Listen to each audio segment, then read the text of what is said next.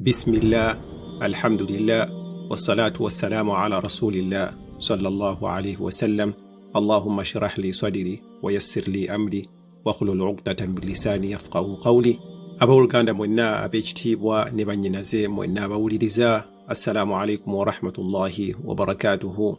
Allahumma anfa'na bima 'allamtana, ay Mukama Katonda tugase n'ebyo bye tuyiga, wa 'allimna bima yanfa'na, ate otuyigirize ebyo ebitugasa, wazidna ilma, otwongere okumanya, wadkhilna aljannata, otuyingize ejjana, wa'idhna minan nar, ate era otukingirize omuliro bannange, muddemu amiina. Allah ya Rabbi tumalire ebyetaago, Allahumma tujje mu bwavu, Allahumma tufunira abaana abalungi, abaana abakutya, Allah tufunira abakyala abalungi, tufunire babbaffe nga balungi abakutya ya Rabbi, abasajja nga bakozi, abakyala nga batutya, nga bakutya, nga batwagala ya Allah.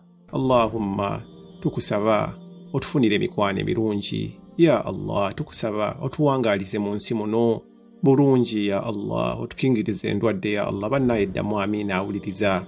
Kati era nga tukyagenda mu maaso nti okuseerera kuno kwe tugenda tuseerera, nga tuseerera mu ddiini yaffe, nga tuseererera ku bantu, tetutera kuseererera ku bantu bakyamu, tutera kuseererera ku bantu balungi, abantu abatuufu betulaba nga batuufu. Sheitaani abo kasita tuteekawo eddirisa, sheitaani neeyingira. Gwe mbuuliraayo omuntu omu, era bantu bameka abasinza sitaani bameka? Era nnamba ntono nnyo esinza sitaani eyo mu nsi muno, la'anahullah.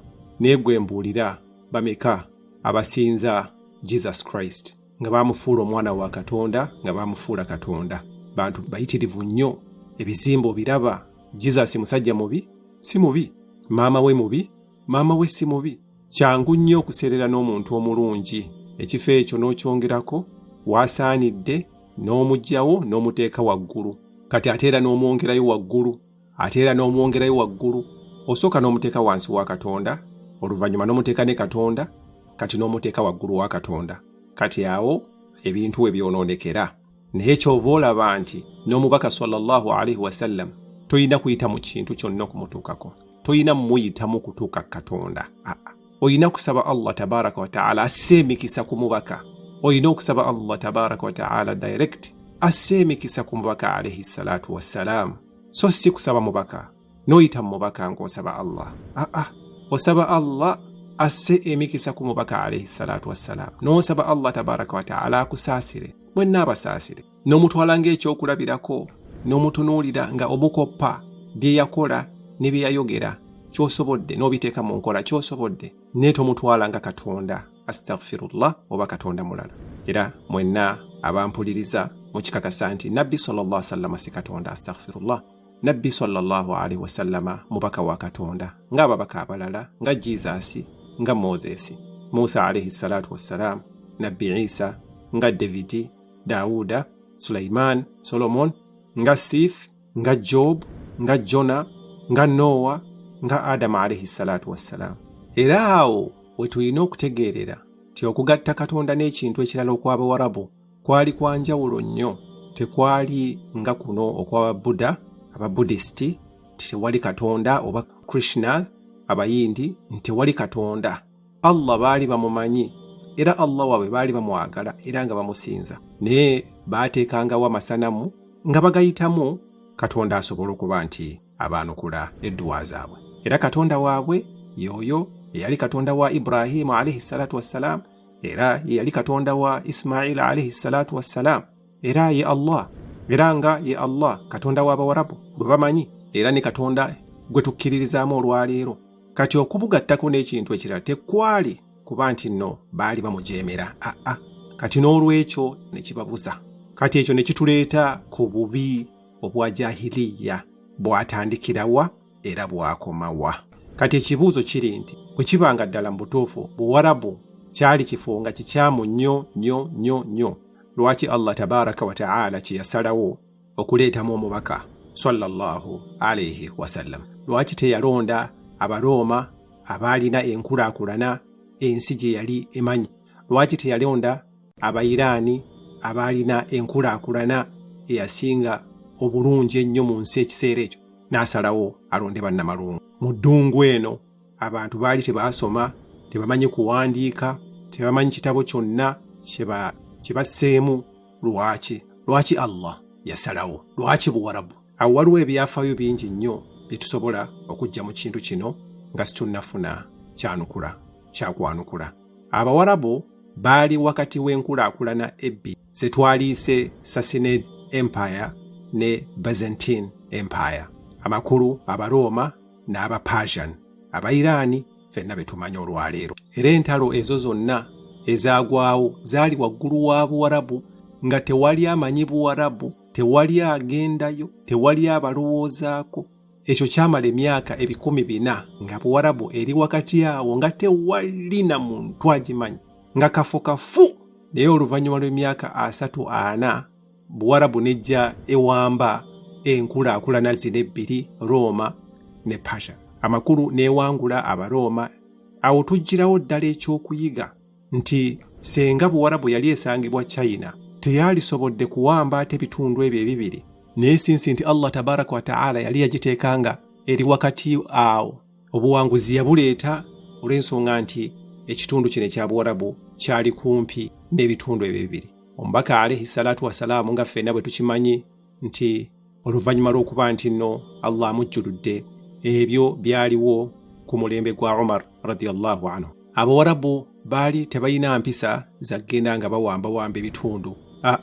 Kati nga boolaba Abangereza bwe bajja ne batuwamba Afrika, ne bawamba ensi yonna, nga boolaba Abasipaniyaadi bwe bagenda e Mexico ne bawamba.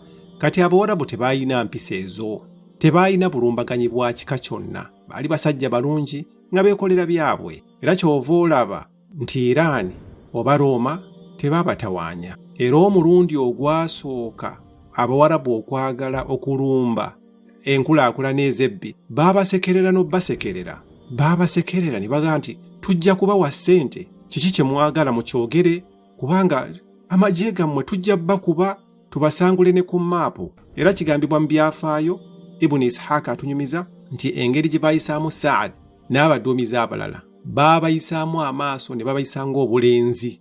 Mugende muddeeyo, kiki kye mwagala, mugudde eddalu, ebyokukola bye bibabuze, mugende. Oli bwana gamba vaawo, kale vaawo.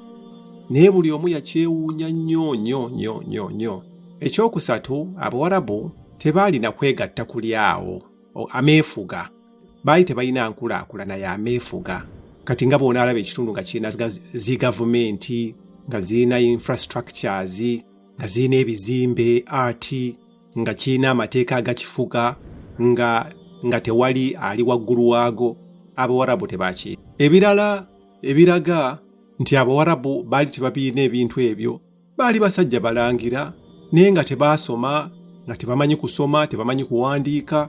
Baali basajja batontomi, naye ng'ebitontome byabwe bya mu mutwe baali tebabiwandiika, kubanga baali tebamanyi kuwandiika na kusoma. Okuggyako Kaaba kyekyali ekizimbe ekiri awo, ate nga si bwe baakizimba, baakisangawo. Kati ebizimbe ebiwangaazi byali bisangibwa mu nkulaakulana ezo ze twogedde ez'Abaroma. Kati nga boolaba Hagia Sophia byazimbibwa dda n'ebikyaliwo olwaleero. Hagia Sophia ng'ebizimbe ebiri e Roma, ebizimbe ebiri e Persia wano mu Iran kwabo abaali batuuseeyo oba abaagala okugendayo, ebizimbe ebiri e Spain, bizimbe binene nnyo, ebizimbe ebiri e Italy. Olabira ddala nti enkulaakulana ezo za dda Abawarabu tebaabi. Hagia Sophia gye yakamala, naye ekyaliwo Persepolis wabweru wa Taharani ekyaliyo. Taharani ekibuga ekikulu ekya Iran. Olwaleero weebiri, naye Islam obusiraamu bwebajja ne buwa Abawarabu ekitiibwa.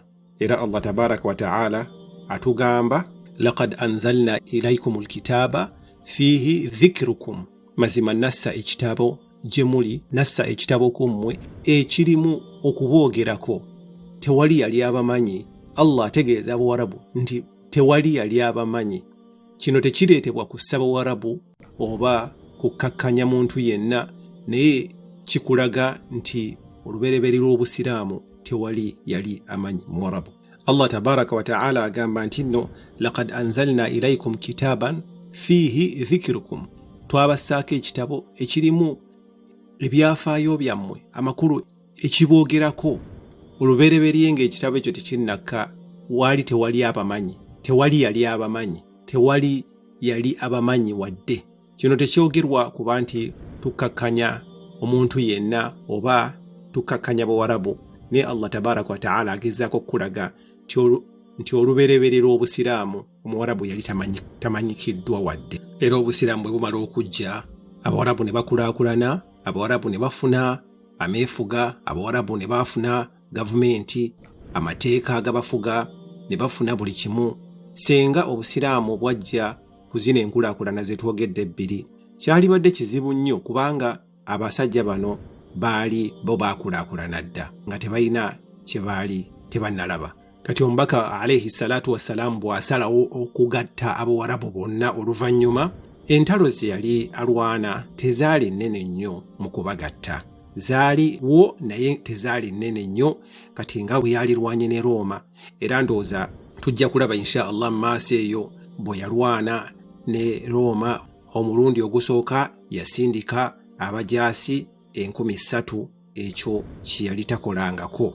Era bw'amala obbasindika okutuuka eri baasanga abasajja bali nga balina 10,000, abamu bagamba gyali 25,000, abalala bagamba gyali 3,000, naye ng'ekikulu kya byonna abantu baali bangi nnyo. Era olutalo terwaggwa, baakyusa ne bafubutuka ne bakomawo. Era gwe gwali omulundi ogusooka Abawarabu mu byafaayo byonna eby'ensi yonna okwegatta nga beegattira wansi w'ebbendera eya Muhammad sallallahu alayhi wasallam. Olubereberye Abawarabu baali si beegafu era nga tebalina kwegatta kwonna, naye nga baali basajja nga tebalina mutawaana.